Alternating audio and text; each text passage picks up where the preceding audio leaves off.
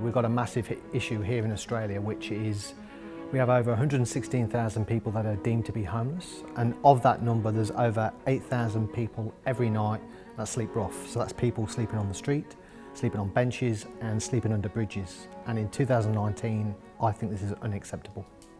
With Beddown, what I wanted to do is to really understand the issue and address an issue. You have to experience it. So I wanted to immerse myself with a couple of colleagues so we can really experience rough sleeping and go through what people across Australia, over 8,000 people do every night, which is sleeping rough. Now, the fortunate thing for me is I get to go home, whereas all those other people don't. The idea of tonight is to walk around the CBD here in Brisbane, see what services are available, see who we come across, see who we meet. It's going to be very confronting, but I'm hoping there's going to be a lot of great opportunities, and I'm looking to see where the opportunities are to help the vulnerable even more when we bring Beddown to those who are vulnerable. What was a big eye-opener for me is how quickly we disappeared from normal life. We really did. You know, when you put yourself in a situation where you're effectively homeless or you're vulnerable, and with the exception that none of us have had a relationship breakdown or a mental health issue or any of the other issues that can contribute to a person being homeless, we have the opportunity to jump out and go home to bed. Very, very quickly you can get a grasp of how hard life is on the streets very quickly. What about you guys? What do you think? Well, for me personally, like a big thing that we did was we went around lots of different parts of Brisbane City. So we went to Anzac Memorial Square, Post Square. We went all the way up to Wickham Terrace, and we tried out a few places that we could sleep comfortably, like on concrete, on wooden benches, all throughout Brisbane CBD.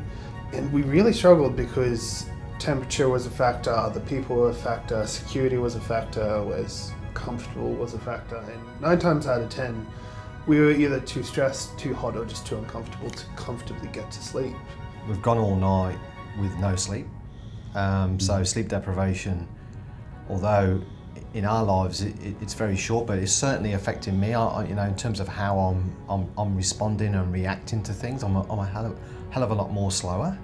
I feel the same way, and one of the things we did midway through the night and continued the conversation as we went through the night was to actually think about those basic things and the basic effects on us, but then try and really think through how that is just amplified when you're dealing with a situation where you're not going home to a safe bed and all that kind of stuff, as we will eventually, but that you're dealing with this as a reality that's ongoing, you know, day after day, week after week, month after month, year after year in some cases, and how that compounds, and that sense of hopelessness when you're in that situation, and how hard it would be to keep a sense of any hope, and how that would devastatingly affect over and over again on your confidence and your ability to even see a way out.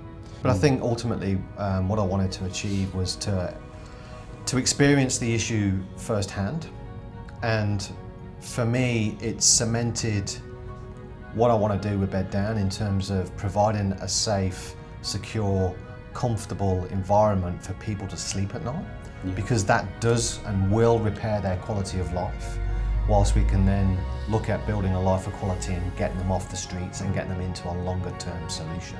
So that really did sort of compound and cement in my mind